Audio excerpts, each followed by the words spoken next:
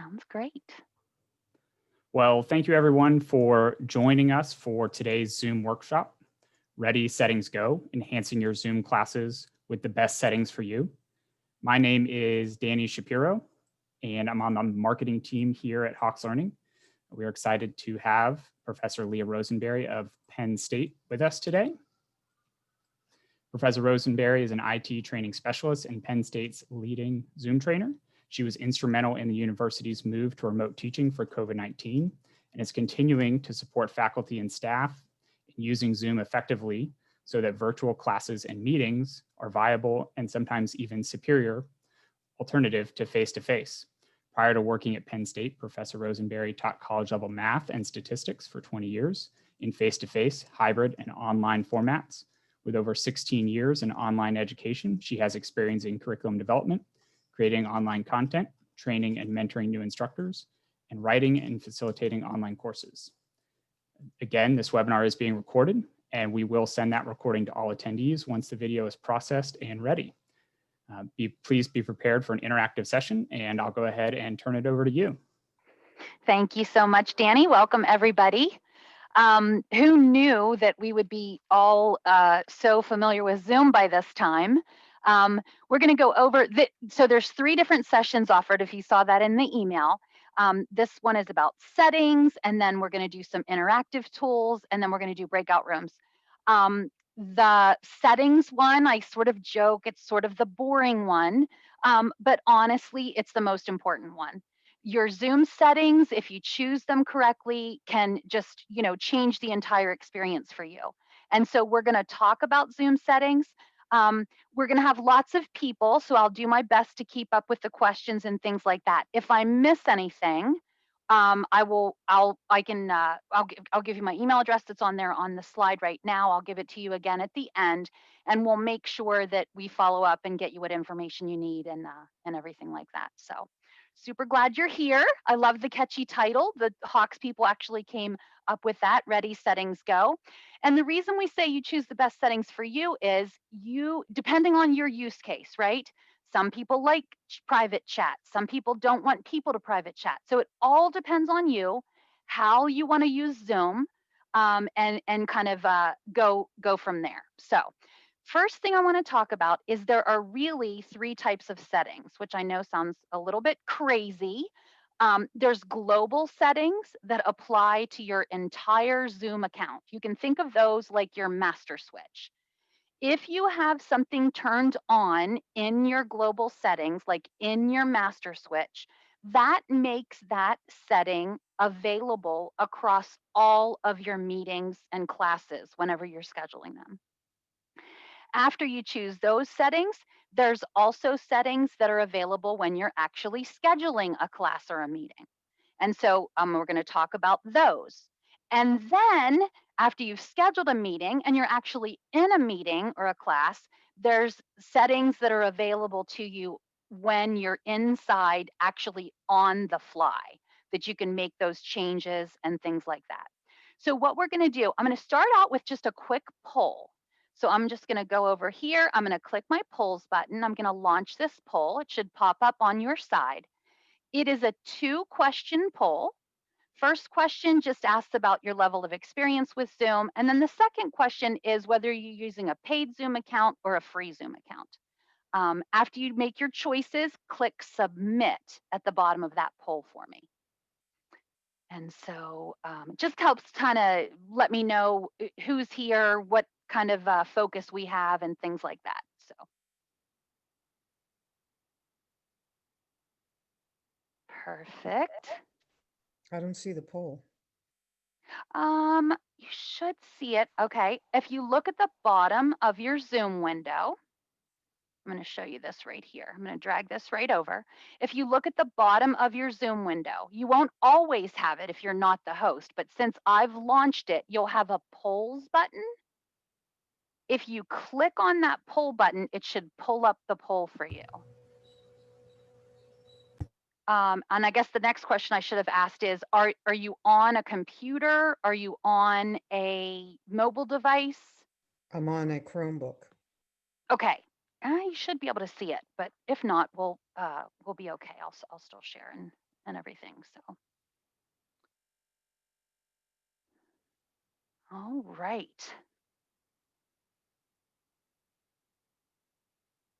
Okay, perfect. I'm going to go ahead and end the poll. Some people still haven't answered yet. That's okay. I'm going to hit end poll, and then I'm going to share these results with you just so you see.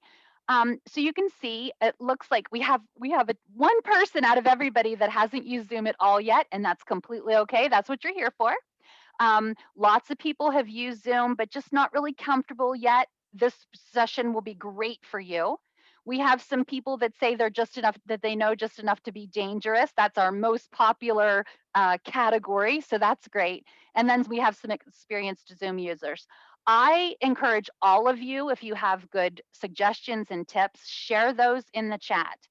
We can all learn from each other. Every time I teach, I learn something from you guys, so feel free to do that. As far as the balance between paid and free accounts, we have some of both, mostly paid accounts. I think if I would have asked this question last year in January, kind of before everything hit, it would be most people had a free account, but now it's kind of the other way around. So, all right, I was just checking that. The reason I asked about the difference between a paid account and a free account is sometimes there are a few features, not a lot, but a few features that are not available with the free accounts. And so I just like to keep that in mind so that I know, and then I can make sure and mention those things whenever we hit them as we're going through. So, all right, we are going to look at global settings first. Now, there's a ton of settings in Zoom, a ton. A giant, long, giant page of them. Um, we are going to talk about some important ones, and then I encourage you to go back and go through and read through them sometime whenever you have a chance, right? We don't have time to go through every setting right now. You will not use every setting in your regular work. You just don't. There's just, I mean, they just don't apply to everybody. But just to know they're there and know what's available is a really good thing. So I am going to go to zoom.us. And so when I do that, when you go to zoom.us, if you're going to follow me over here, it'll ask you to sign in. So you can sign in. I'm already signed in. When you go to zoom.us, now I call this Big Zoom, okay? My school account, I call my Penn State account because that's where I work. And then whenever I'm talking about the company Zoom, I call this Big Zoom. It's just a way to distinguish between the two of them. There are some things you'll do on the Zoom company website, and then there are other things that you'll do in your own Zoom desktop client if you download that. And so I'll tell you the difference between those as we go along as well. So when I land over here at Big Zoom, most of the time you land on your meetings tab. And so in my meetings tab, when I land here, you'll see that my meetings are all kind of in the middle of the page here. If I hover over any of these meetings, you'll see that I get the name of the meeting sort of like kind of lights up, like it becomes a link that I can use. If I want to look at the settings for that specific meeting, I can click on there. I can also go over here to start the meeting. I can edit the meeting, or I could delete the meeting. Okay. Now, we're going to talk about the global settings first. I just wanted to kind of talk about where you land first. But what I want you to do now, if you're following along with me, is over here on the left-hand side, we have profile, we have meetings, we have webinars. Personal audio conference is new. It used to be that we would have those 1-800 conference call and things like that, those kind of services where it would be meetings, but no video, right? Just you'd call on the phone and things like that. Zoom is now giving us that option to have an audio only meeting if we want to do that. And so that's what that personal audio conference is. Then I have recordings. Settings is where I want to go first. So I'm going to go ahead and click on settings. And again, these are my global settings. This is my master switch. These settings apply to my entire account. Every meeting or class that I create, that's where these settings apply to. You'll see across the top here, I have meeting settings.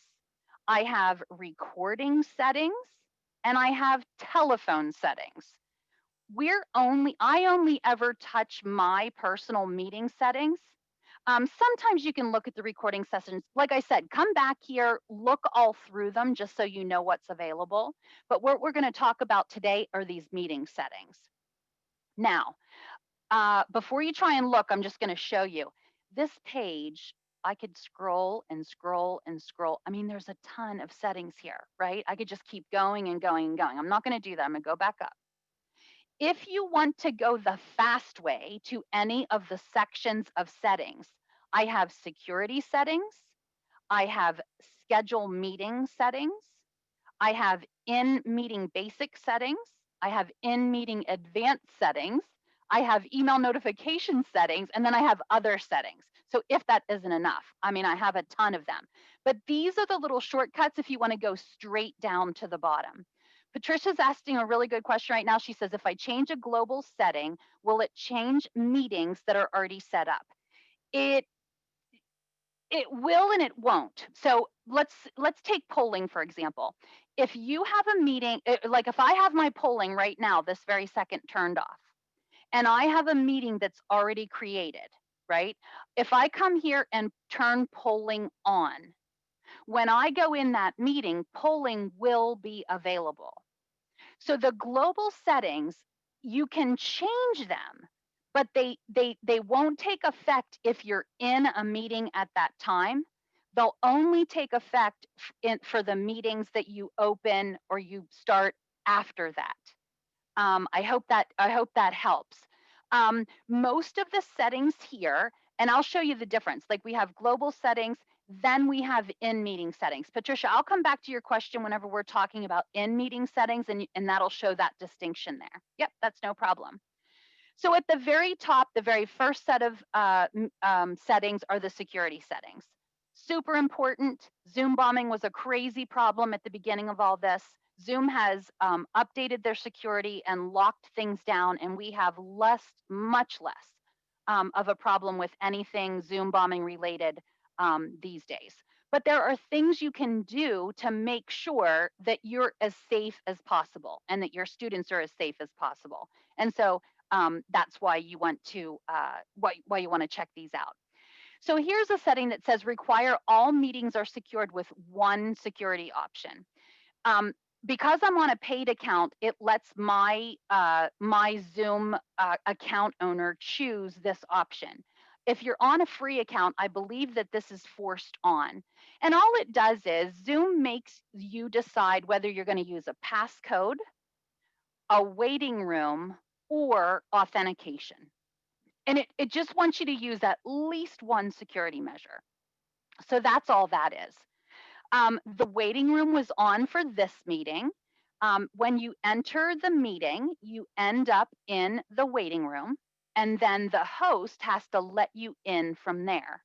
Now you'll see I have my waiting room turned off right here, but when I go into my meeting, I can turn it on the fly. So that's going to be one of my settings that I can do in the meeting when I'm there. So I can leave it off. I can leave it off here, or I can turn it on here. It doesn't matter. It's one of those settings that's also flexible later. So that is something to think about there. As far as authentication, 1 second, we'll get to that. But yes, authentication, super important. I love authentication. Whenever we are scheduling meetings at school, for me, we turn on Penn State authentication, which means you can only sign in from a Penn State account. Now, if we want to, we can allow people to come in by adding them as a guest. So we can do that. It's just that kind of first layer of security where they can't sign in until we know they're a Penn State person. So that's what authentication is, but we'll go down through those. So I can turn on the waiting room. I can require a passcode. You'll see that I have this turned on, that I have a passcode, but you'll see in a couple minutes when we schedule a meeting, I have an option to change some of these settings while I'm scheduling. All right, so waiting room, I have passcode, I have, where's the authentication? Here's authentication. So for authentication, if I turn on authentication, I'll just click it right there.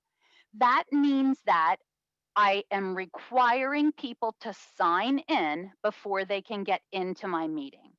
So in order to do that, they just have to sign up with a Zoom account. Doesn't matter what Zoom account it is as long as they're signed up. Now, I told you I'm a Penn State person, so I have an authentication option for Penn State only.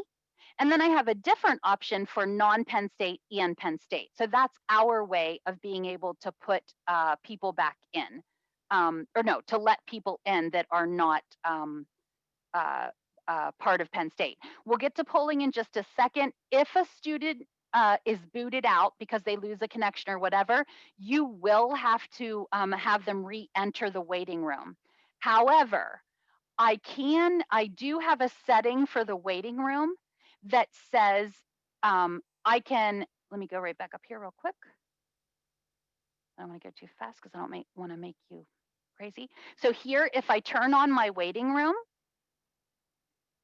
I can go right here and I can choose everybody will go to the waiting room, or I can edit it. So I can go like this. I can actually choose that the only people that go to the waiting room are people who are from outside of Penn State or from outside of your school or whatever it is.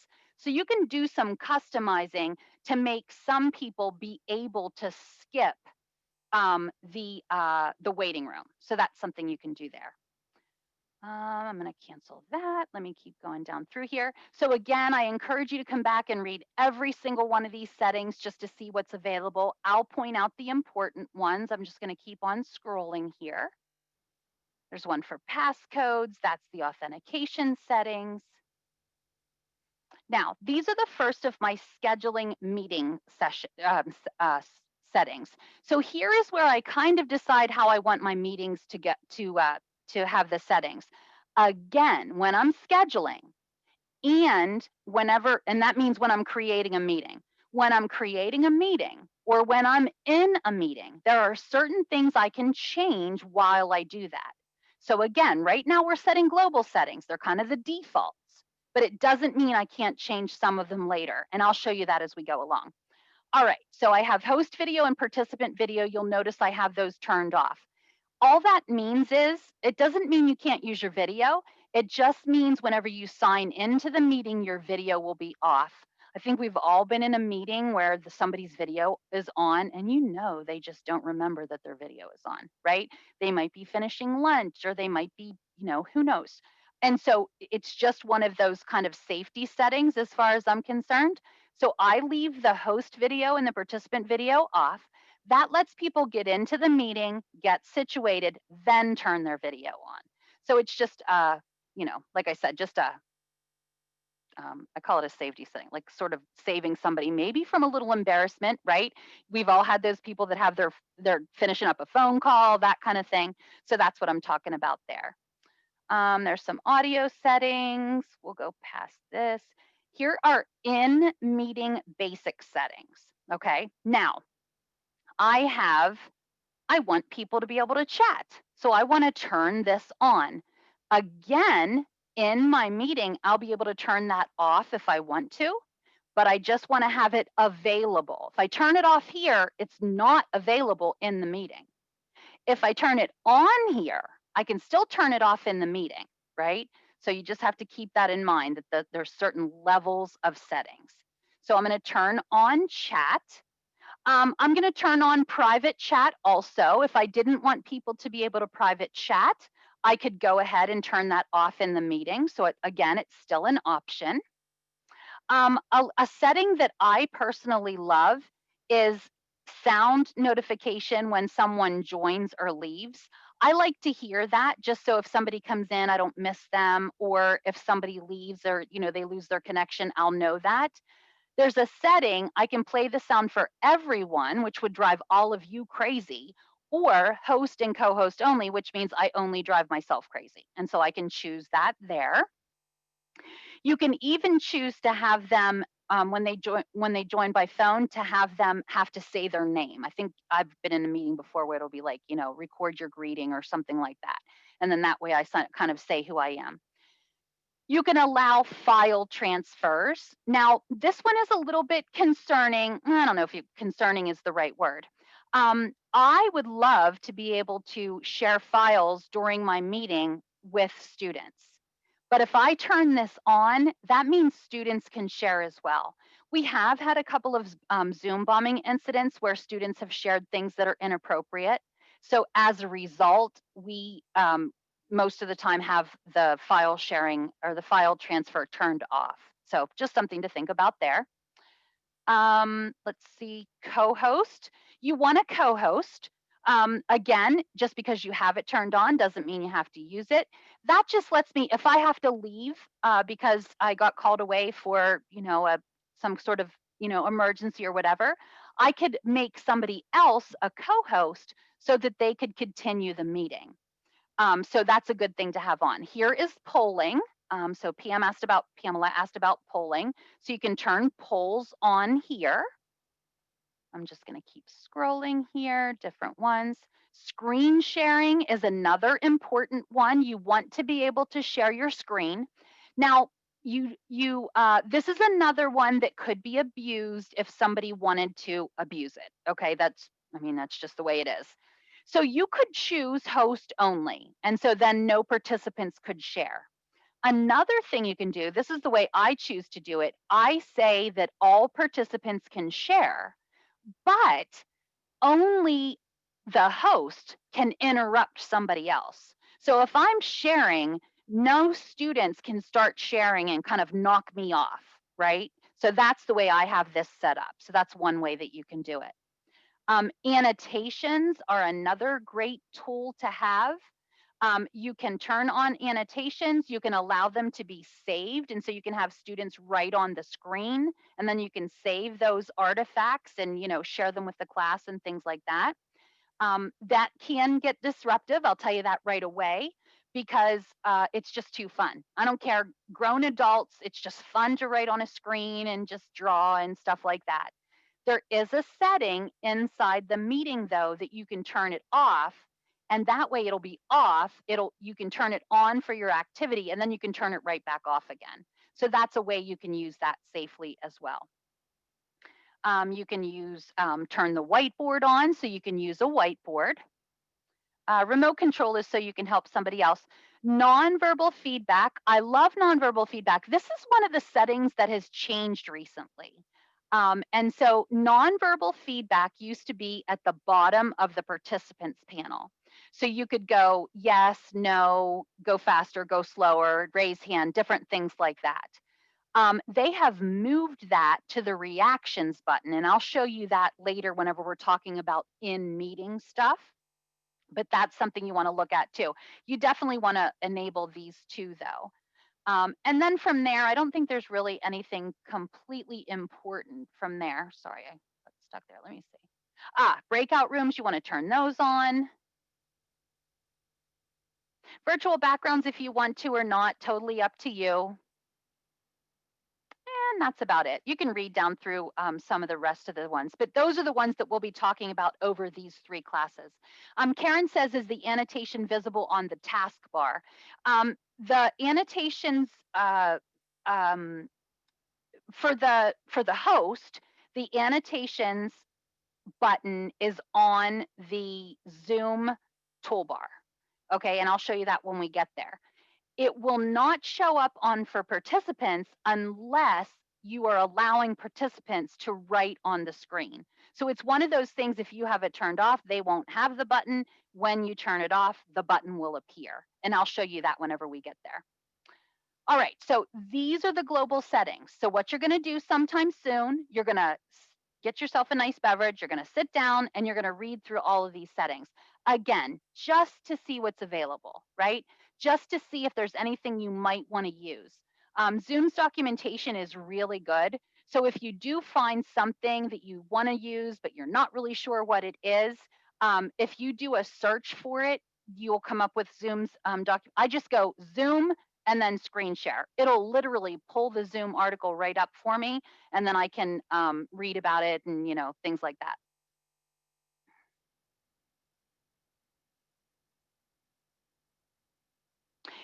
Karen's asking a question about a student who had a problem with breakout rooms. I'll tell you what, if you email me about that, we can talk about that. We probably won't have time during the session. If you email me about that, we'll find a way. I'll help you with that. Absolutely. And if not tonight, we can do it at the breakout. Yeah, no problem. Sometimes it's just a little thing. And so we can kind of, fix it and set that person up for success. Okay, so these are your global settings. So at some point, sometime soon, you're going to go down through these. You're going to make sure these are the way that you want them. All right, once those are set, you're good to go. Next thing is, I'm going to scroll back up. So close your eyes so you don't get dizzy. All right, there we go. So now I'm back up at the top. Now I'm going to schedule a meeting so that you can see what the settings are available when you're scheduling. Okay, so I'm just going to go to my meetings tab right here. When I click on meetings, again, this is where I landed when I first came over here. I'm going to go right here, schedule a meeting, and then go from there.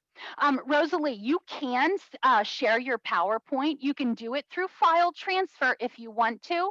Usually whenever I'm sharing something in a meeting, if I don't want to use that file transfer, I'll upload it to, whatever you're using, whether it's OneDrive or Google Docs or whatever it is. I'll usually upload it to there and then share a link that they can download it from. So that's just another way to approach the same thing, but absolutely, you can definitely do that.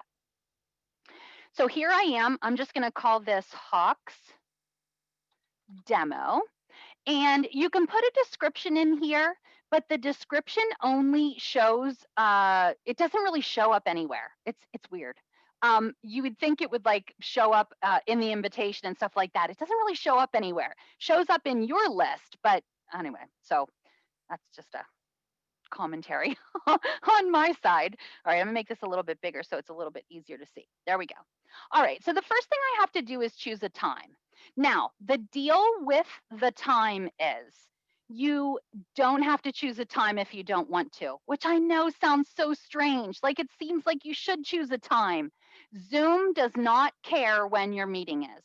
Zoom will create a room for you by giving you a meeting ID out in cyberspace, and you can use that room anytime you want to.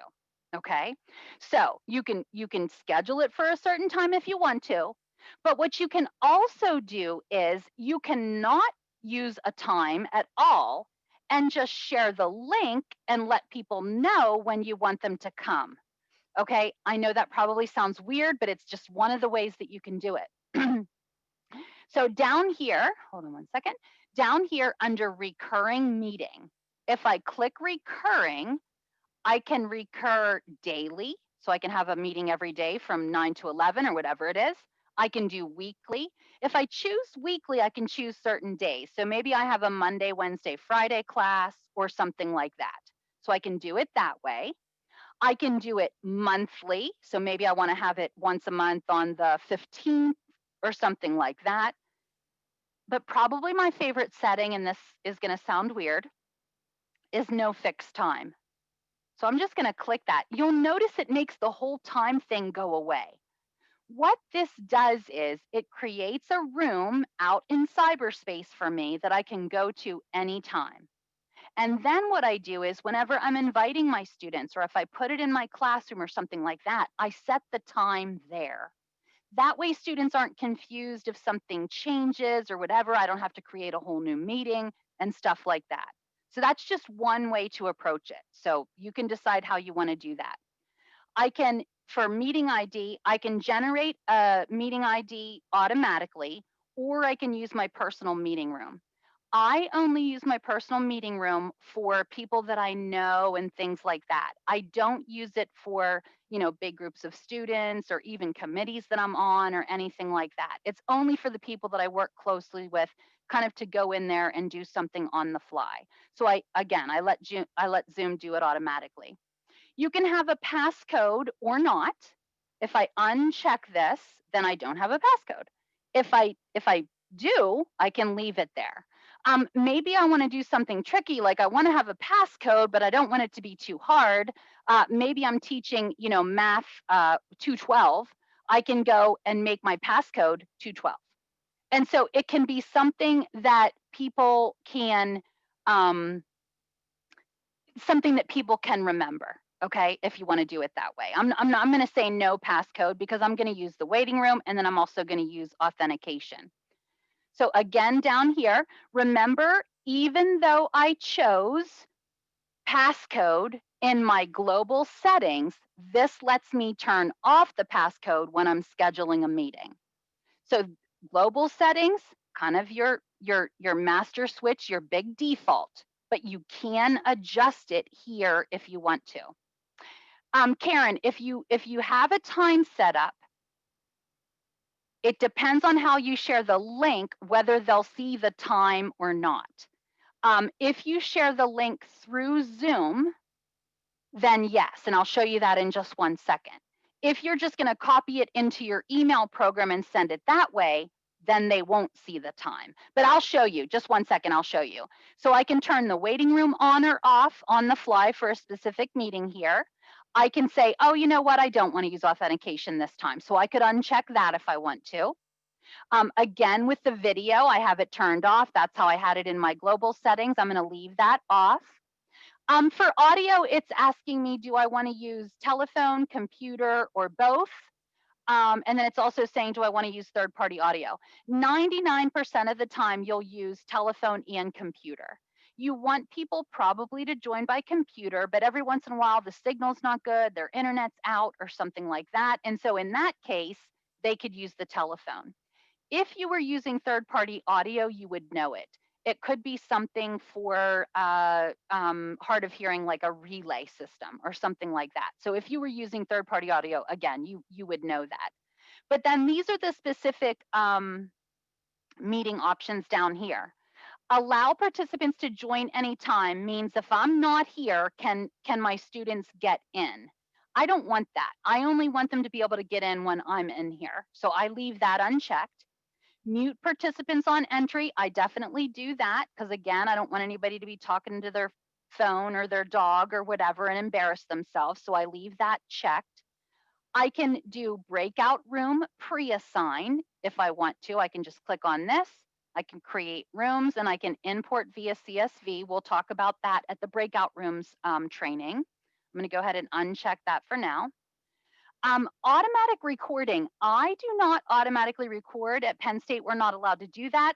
We have to warn people, say, hey, I'm going to be recording this session. If you don't want to be recorded, do these things. And so I never use that. And then the last two settings are about different data centers and different regions. At the beginning of the pandemic, there was some issue about data going through China or, using specific data centers, and the government didn't want to use certain ones and things like that. So Zoom added these features. I have to be honest, I don't touch those. And then here I can add an alternative host. The alternative host is somebody that if maybe I'm on a committee and it's 2 co-chairs.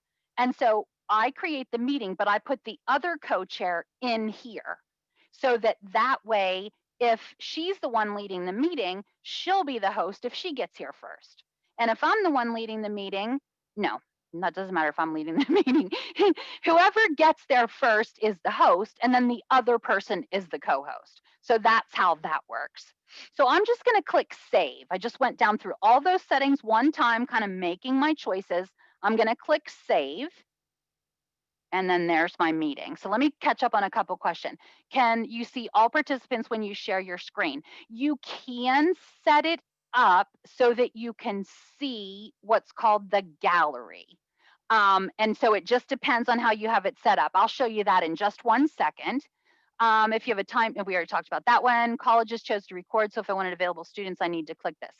Yeah, okay, so I can actually, so what we do is we actually don't check the one that says automatically record, but then before we start class, we click record by hand after we announce it to people.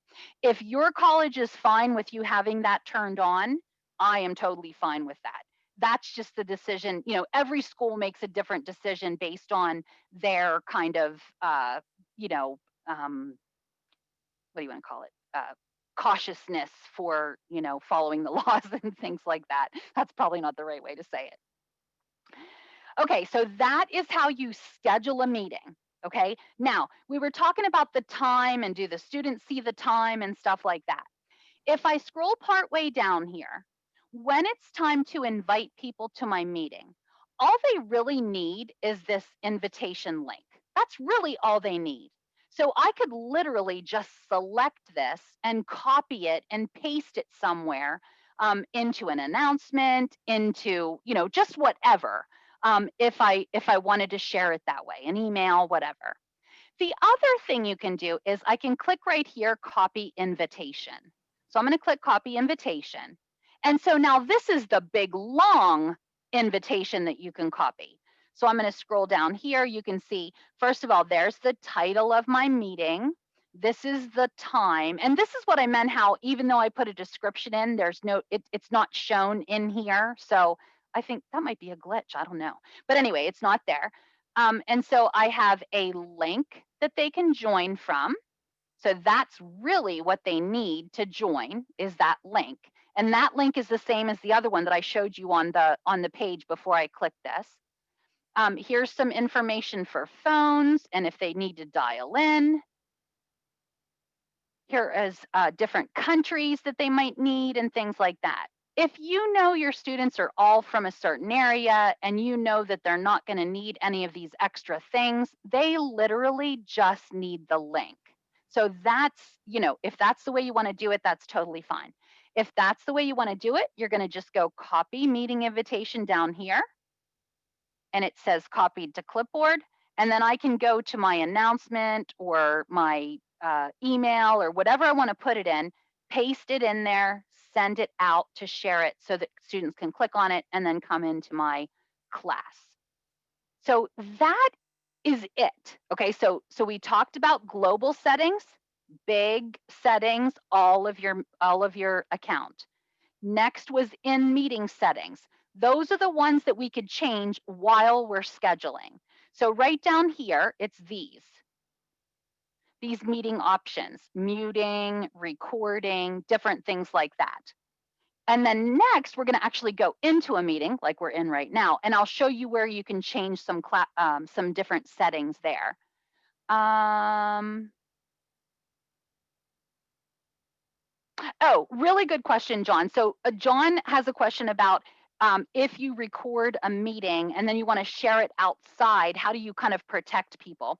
What we tell people is do not turn on your video camera and do not speak with your microphone, right? Other than that, the only thing that would be showing would be their name, and they wouldn't even have to put their full name in if they didn't want to. So you could do it that way.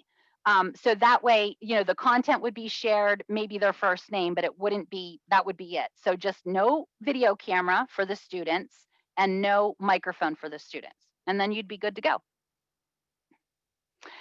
Deborah says, I have a class that meets synchronously every week. What's the best way to set up the room? Okay, are you talking about set up the meeting like right here? Or are you talking about what choices should you make to set up the meeting once you're in there? It's kind of a two-part question. First of all, if you know you're meeting every week, let me just assume the first part because I bet somebody has that same question. So I'm going to go right here. So yeah, perfect. That's exactly what I want to know. Okay, so I'm going to go back and I'm going to say, oh, you know what? Instead of just doing no fixed time, I know exactly when we're going to have the class. So I am going to set it up for a certain time of day and week and stuff like that. If you want to, let me just go back out once. I'm going to go back to my meetings. And so, oh, it's not here. I was thinking it would be right at the top. Zoom intro demo, Zoom intro demo. Maybe it's at the end. Let me see if it's at the end. Yeah, there, it's all the way at the end. Okay, so find the meeting that you set up that you want to edit. So once you find it, right here, I have edit, so I could click to edit it, or I can just be like, oh, I don't remember how I set that up. I'm gonna check. So I can click on the name of the meeting. So I'm gonna click on Hawk's demo there.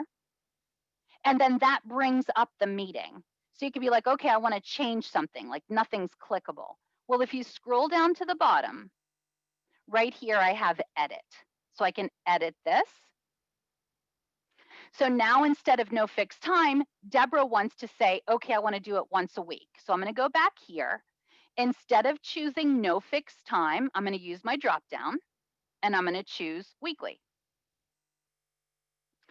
And then under weekly, I want it to be once a week on maybe Thursdays. I'm going to go back up to the top here. So I want Thursdays, let's see, I want 7 p.m. and I want it to be 90 minutes long. So I'm going to go 1 hour and, whoopsie, 30 minutes like that. And then down here, so I have weekly, 1 week, whoopsie, on Thursdays. Now right here, I can say how, like when I want it to end. So maybe I want to end it at the end of the semester, right? Or I could say, okay, I want to meet, it's an 8-week class, so I want to do end after 8 occurrences. So I could do it that way too. So once you make that choice, those choices like that, let me scroll down here and show you what happens. I left everything else the same. I'm going to say save. It doesn't really look any different except, you know, this area looks different. But now if you look at the invitation, it lists all those meetings. So you can do it that way, totally okay to do it that way, and you're good to go. Yep. Okay, Morgan says if she wants to record her class, where does she find the recording? Excellent question. If you record it to the cloud, Zoom does this fabulous thing, which I absolutely love, over here on recordings. I'm going to click that. And they're all listed right here by date. And so if I go here, I could either, you know, choose the right date I wanted, or I could just scroll down through to find it and do it that way. So whenever you go here, so say this is, maybe this is the meeting I want the recording of. It says I have 2 files. So I'm going to click on that. What that is, it's kind of neat. Oh, you know what? It didn't let me do it. Okay, that's okay. Or wait, it's still coming. It's thinking. What you'll have is you'll have the video file, but I think you'll also have the chat file if this ever opens.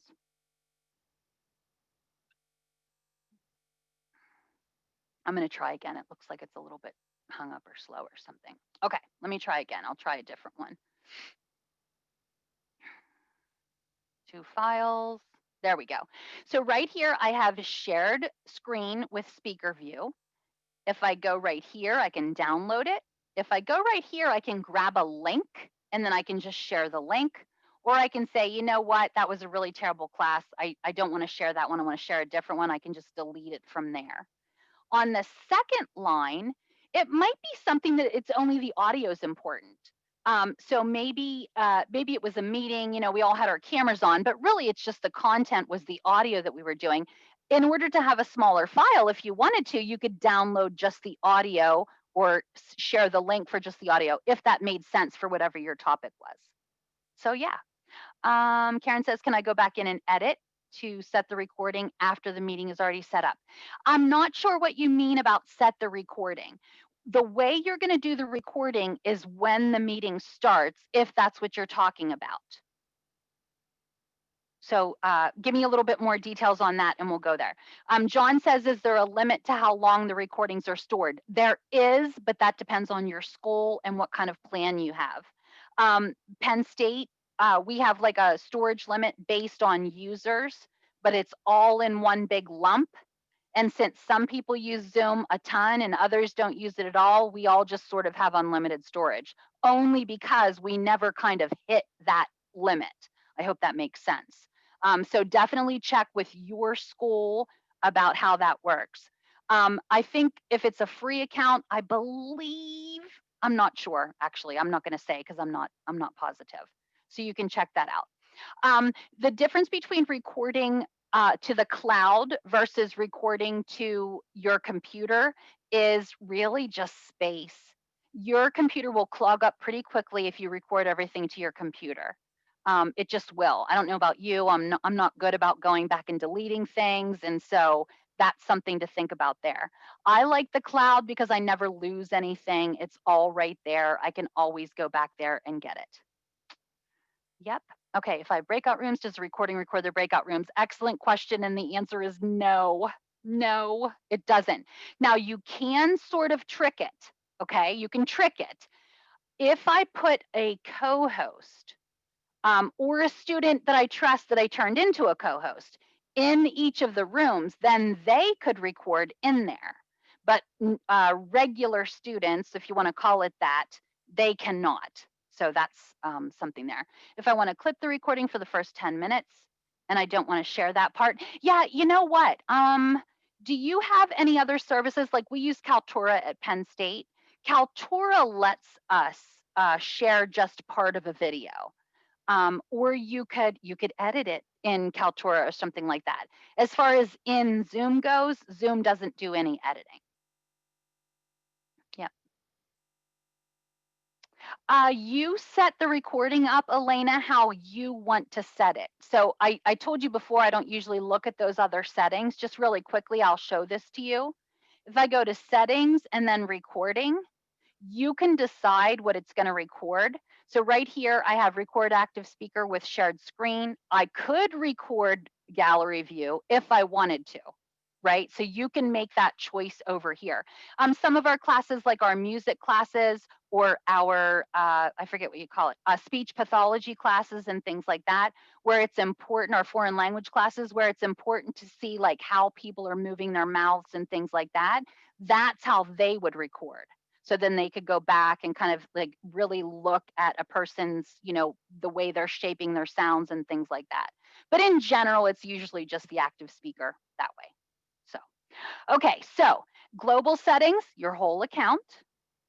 Scheduling settings right here when you're scheduling. Now let's look at in meeting scheduling, or in meeting settings. These are the best ones, because these are the ones that really make a difference when you're teaching. Now, I am going to be giant on the screen, which I really don't want to be, but that's okay.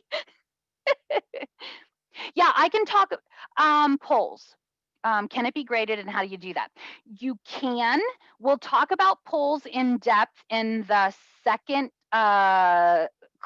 class presentation in the series, and I'll go over that. If you can't come to that, Trudy, I'll share my email again at the end. Just email me and I'll share you a good article about polling. Polling doesn't get graded automatically, although I hear that's a feature that's coming, which is kind of cool. They are updating things all the time. They're always adding new features. So that's really a cool thing. Okay, so once I'm in my meeting, so here I am now, I'm in my meeting. Let me do a couple of things here. So it's showing me, right? If I go up here, somebody asked about gallery view. I'm going to click on this view button up at the top right-hand corner. And I think you guys can do this too. If I click on view, instead of speaker view, I can choose gallery view. And now it's everybody. So now we're all sharing the spotlight. Okay, so you could do it that way if you wanted to. But you can also just turn it back, totally your choice. So I'm going to leave it on gallery view. You can, no problem, Robert. You can save the polls that you create, although you would do it in a CSV file. And I'll talk to you about how to do that also. In the meeting itself, right? When I'm in a meeting, when I'm teaching here with you guys, I want to have my participant panel open. And so it's open, it's over here. There's my participant panel. I'm going to click on these three dots and I'm going to merge it to my meeting window. So it pops in right over here. Now I'm sharing my screen. Can you guys tell that the participant panel, can you guys see that? Or do you only see the part that's not the participant panel? Okay, I got a thumbs up. Thank you, Dana. Perfect. So that's over there. And now you're going to see me admit somebody from the waiting room. There we go. I'm also going to add the chat. So now the chat is down here in my. I just merged it to the meeting window. Now, as you're going through and you're holding your meeting and things like that, I'm just going to go straight across the bottom to show you kind of some things that you need to know. First of all, security, super important. The security button is the one button that you should know exactly where it is, because it has the most settings that if something goes wrong, you can take care of it right there. So that's the one to know about, okay? So you can see right here, I can lock my meeting. So after everybody's in class, I can lock it. What that means is nobody else can come in. And if anybody is trying to get in, I don't know it. So maybe you're giving an exam and you say you have to be here on time or you're going to have to reschedule. You could lock the meeting. And so then that way, students who were taking their exam wouldn't be disrupted by people going in and out and things like that. That is a setting you can do on the fly. Now, locking the meeting is a little scary only because you wouldn't know if somebody was trying to get in. So just be careful and make sure everybody that you need to have there is there. You don't want to lock anybody out and not know it and then feel terrible. Enable the waiting room. You can turn that on or off most of the time. Hawks has a setting that leaves theirs on, so that's why that's grayed out for me and won't let me turn that off. But that's usually an option. I can hide profile pictures. Maybe I'm giving a test and everybody's doing their thing and I don't want everybody to see each other because I don't want them doing hand signals or who knows what they're going to do.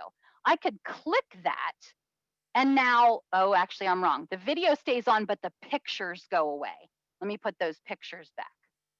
So I can put the pictures back. And so now people who have profile pictures, they're still there. So I was wrong about the video, so that's okay. We should turn that off if we're giving a test.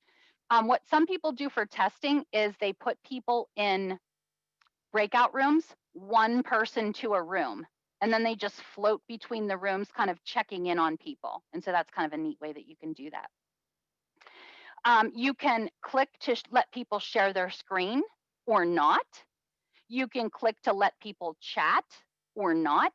So these are the ones, regardless of how I have it set up in my global settings or in my scheduling settings, I can come back here and change that, right? So I could turn that off and the chat would disappear, okay? So we could do that. We could let people rename themselves or not. There was a problem with Zoom bombing where students would rename themselves as other students and cause trouble, and then the professor would think that it was one person when it was really another person. So you might want to turn off renaming. So that's something to think about there. If I turn off unmute themselves, it means that you guys will be muted and you won't be able to turn your audio back or microphones back on. Start video, I could turn that off. That would turn everybody's off.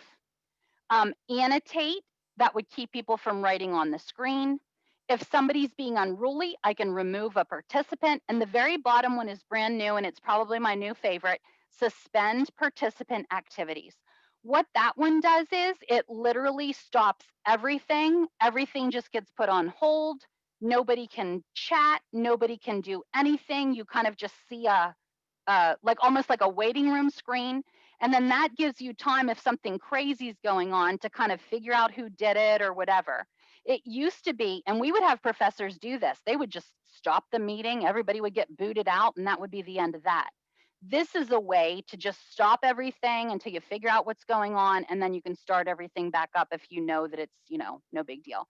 I mean, it could be something as easy as, somebody's dog's barking and it's crazy and, it's just a way to stop everything while you figure out whose mic is on and turn it off. So just something like that. So that's the security settings. Again, your favorite button should be that. You should know where that is so that if you ever need to do anything with security, it's right there. I have the polling button is here. I have a chat button here. I have my sharing screen here. Breakout rooms, the reactions are here. As far as chat goes, I see some private chat. So right over here in the chat window here, I'm gonna undo it. So I'm gonna pop it out from there so I can make it bigger for you guys to see a little bit. So here's the chat. And then down here at the bottom of the chat, and I know it's hard to see because I can't enlarge it, there's 3 dots there. If I click on that, that lets me change what kind of chat can be done on the fly. So depending on the level of students you're teaching, if I feel like, I don't know, I feel like they're talking behind my back, or I could turn this off when I'm giving a test. I don't want them private chatting the answers to each other. I could just make one of these other choices. I could say nobody can chat. I can say you can only chat with the host. I can say everybody can chat publicly, or I can say everybody can chat publicly and directly. So that's another option for that. So I can make those choices there, again, on the fly as I go. I could turn it on whenever I'm doing a test and then turn it back off again after the test so that people could chat again. So it's just another way that you can do that. Let me put that over there. Let me see. Another thing is when I hover over somebody's name. So let me go ahead and pop this one out too. So I'm going to hover over just anybody, doesn't matter. I'm going to hover over Ben here. I have a more button when I hover over just a certain person's name. So if I hover over whoever I hover over, I get that more button. So I'm going to click more and I can chat directly with Anthony. I can ask Anthony to start his video. I can rename Anthony. I can boot him into the waiting room. I can remove him. I can report him if he's being unruly, right? So if you want to do something to or for a specific person, you go to the participant window or participant panel, you hover over them and you get the options for that person, okay? If you want to do whatever it is for everybody, that's when you go to the security button. Now, as somebody said, I don't find the security button, and I apologize, I should have mentioned that. You're only going to have the security button at the bottom of your Zoom window when you're the host or co-host. So if you guys are looking for your own security button right now, you won't have it. I'm sorry, I didn't say that ahead of time. You will only have that whenever you are the host, okay? So there's that. Let me catch a couple more questions, private chat. Show where the security button is. Oh, report to whom? Zoom. After the Zoom bombing stuff happened and it was crazy, Zoom put a whole security team in. And if you click report to Zoom, sometimes they are on it at that very minute. They can literally do IP addresses, find out where the person was, and investigate it. They had some really pretty horrific Zoom bombing stuff. Luckily, we have never had like completely crazy stuff, but it can happen. Okay, listen, we have about 40 seconds left, which I know is terrible. I'm going to switch back to my slides really quick. I'm actually working on a new training, and you don't have to do this if you don't want to. I'm just going to let you know. I have a 1-question survey, and then it asks you for some demographic information if you want to give it, and you totally don't have to. But it's a 1-question survey. It's what's your single biggest concern or what you want to learn about with Zoom. So if you go to my website, you'll be redirected to that survey. It's just leahrosenberry.com. I'll put it in the chat here.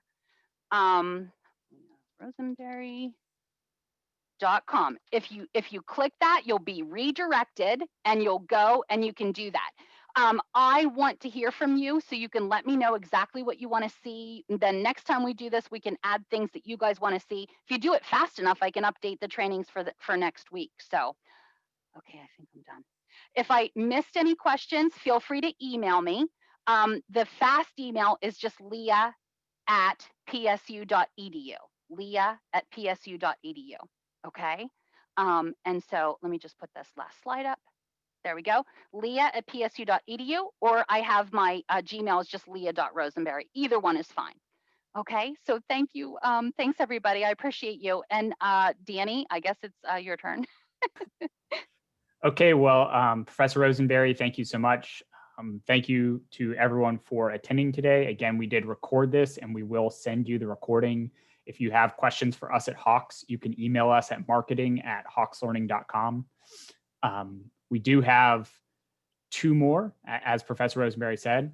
We have one more of this same session again, and then we have 4 other opportunities, and there are 2 other sessions that Professor Rosenberry is going to be conducting. Each one is going to be held twice so that you can hopefully come and attend live, ask questions, and participate.